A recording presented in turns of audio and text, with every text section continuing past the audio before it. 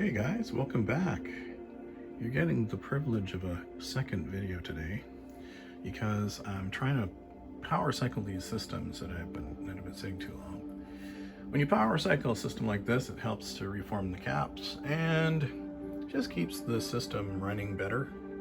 If you can do at least power cycle your systems, let them run for a day, once a year at least, with many systems I have, then your chances of maintaining them increase substantially. Now, some of these systems are pretty old, and so you're going to have the inevitable dead batteries and things like that, but this is one that, for the most part, it all is generally working. You know, like the actual screen is very loose. But here we go. Let's get into it without too much getting into it here. And hey, I hope you're having a good afternoon. I did a morning one, now I'm doing an afternoon one. Yeah, so this is basically a Lenovo. We're gonna go down here first of all. Lenovo ThinkPad with the IBM logo on it. But it's actually a Lenovo, and it's an R60e. And it has a Core 2 Duo.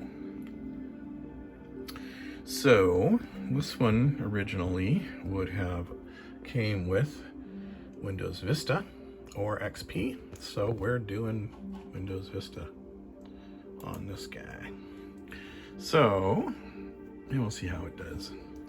All right, so here's the side shot, vent, VGA. It even has the old modem and networking. Got your audio. You got a USB. You got those card slots. What do you call them? Express cards. And moving along, nothing to see on the front other than something to close the lid. So the lid has a latch. You got your optical, and you've got couple more USB. So, you know, decent amount, 3 USB and other things you don't use much anymore, which is like, don't use it all anymore. Like a modem, but whatever. It was what it was. You'll notice that something interesting about this guy, there's no trackpad. You just had to totally rely on the old nub. I kind of like having a mouse. So I got this thing, it's like cheap as dirt. What is that called? It's like a silly name. 3D optical mouse. I put my own pads on it because it actually is so cheap. It didn't even come with pads, it just has plastic. So I got these little sliders, they're like Teflon sliders. I stuck them on there from a dead mouse. And yeah, there you go guys. So that's what I use it. I think it looks quite IBM-ish. IBM-ish. Anyway, so there you go.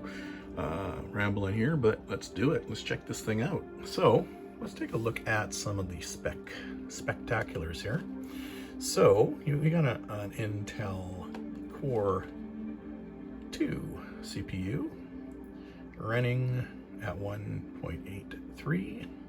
It's got a massive 2 gigabytes. This one's a 32-bit operating system. It's the only version of Vista I happen to have to install, so there you go. I don't know if it would have came with Vista 32 or 64, but I mean, it'll work fine enough. Oh, and let's take a look at that experience.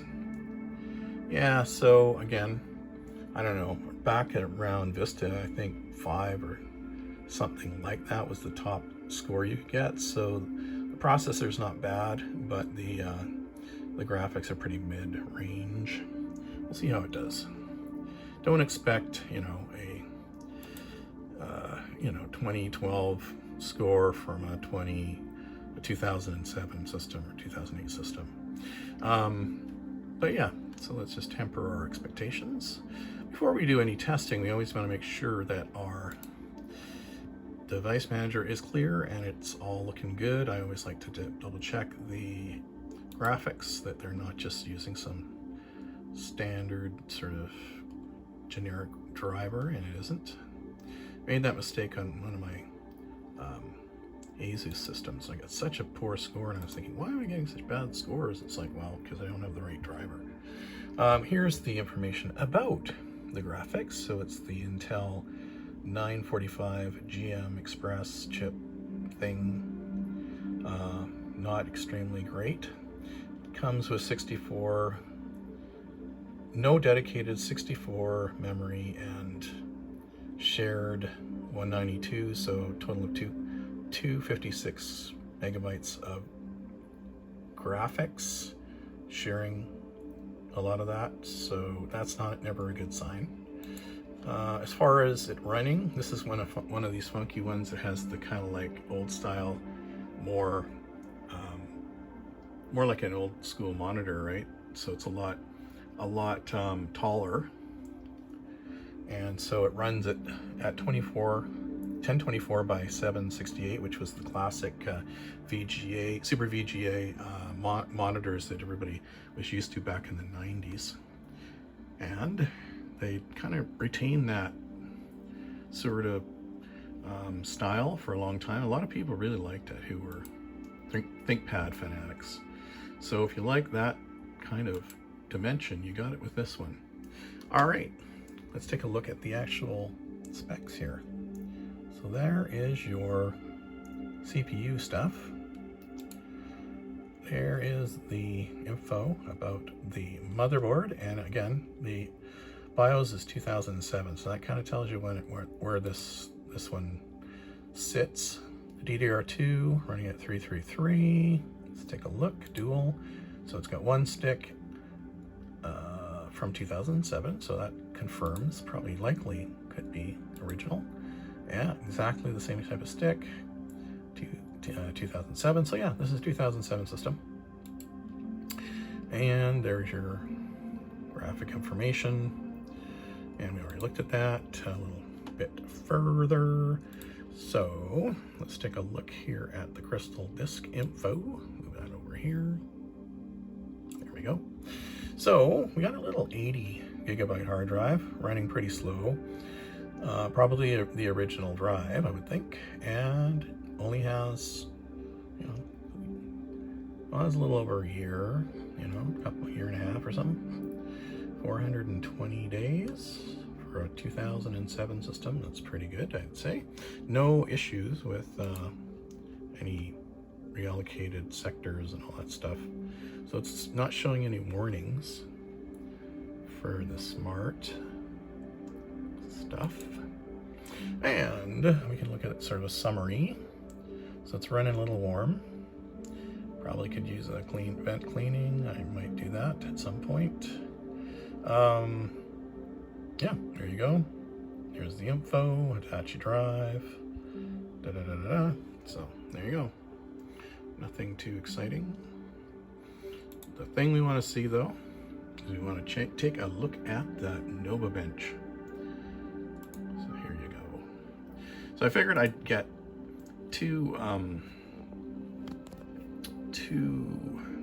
power cycle videos out because I happened to be finishing up sort of with one system, and it had run overnight and stuff, and I like to, basically for a power cycle, I like to run them overnight. Typically I do like sort of a check disk.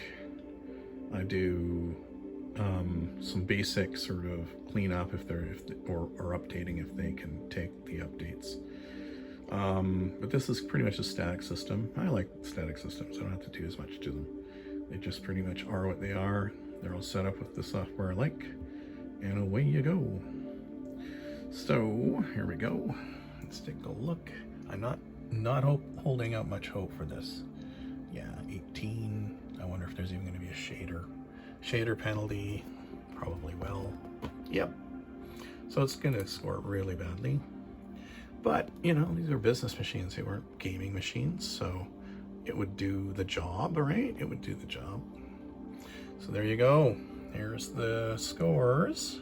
100, 182, 2, and 10. So total of just under 300. 294, pretty low. pretty low scoring, but it's a business machine. And as far as keyboards go, very comfortable keyboard, not too worn out or anything like that.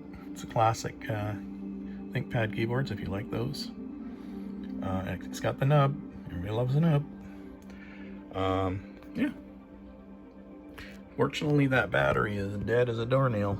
So it's one of the things you're gonna have to accept with old systems is the batteries tend to die, and unless you're gonna spend a lot of money hunting down replacements and fooling around, if you're a guy like me, I'm just, I'm trying to keep these things going, and whenever I take them, I always have a plug, so not a big deal.